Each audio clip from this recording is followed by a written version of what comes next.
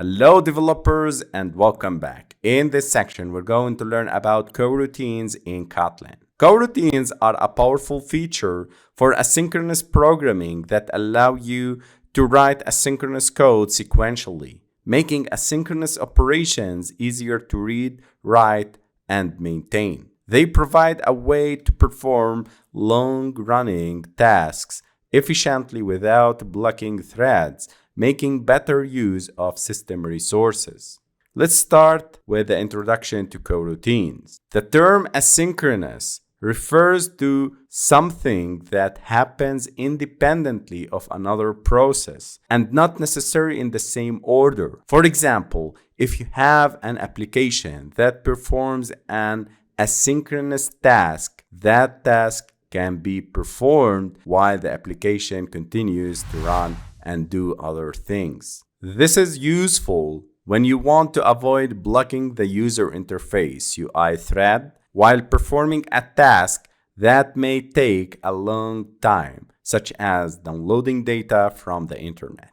On the other hand, the term synchronous refers to something that happens in a specific order, and a synchronous task must be completed before another task can start. For example, if you have an application that performs a synchronous task, the application cannot do anything else until that task is completed. This can be useful when you want to ensure that a task is completed before another task begins, but it can be inconvenient if the task takes a long time and blocks the user interface. Let's take an example. An applied example in Android could be an asynchronous task to download data from the internet while a loading screen is showing to user. Instead of blocking the user interface UI while the download is performed, a loading screen can be shown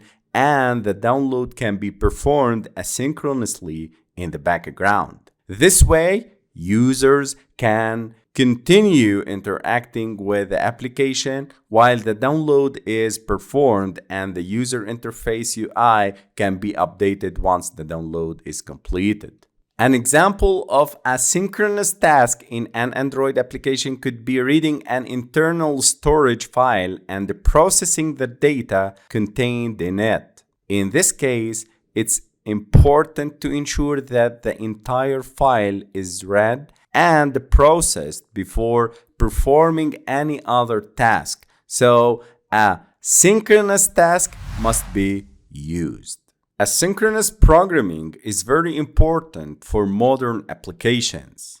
Using it increases the amount of work your app can perform in parallel. This, in turn, allows you to run heavy-duty tasks in the background, away from the UI thread. By doing so, you avoid UI freezes and provide a fluid experience for your users. Coroutines are a way of writing asynchronous code in a synchronous way. This means that you can write code that runs asynchronously in a similar way. Asynchronously means parallel.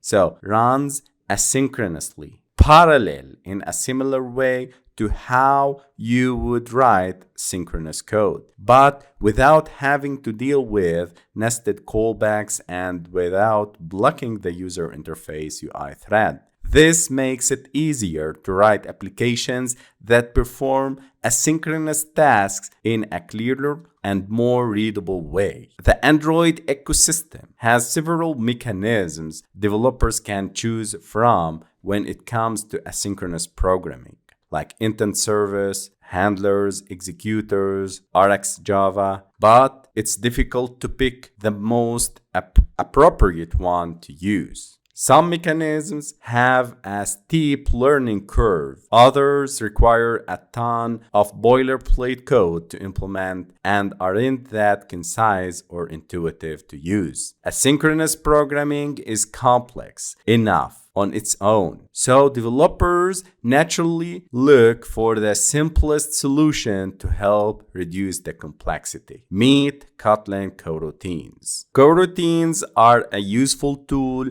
for writing asynchronous code in a clear and more readable way, and for making the code easier to maintain and have less impact on performance. Here, co means cooperation and routines means functions. It means that when functions cooperate with each other, we call it coroutines. By this, we finished the introduction to coroutines. Now let's go in the next videos deep into coroutines.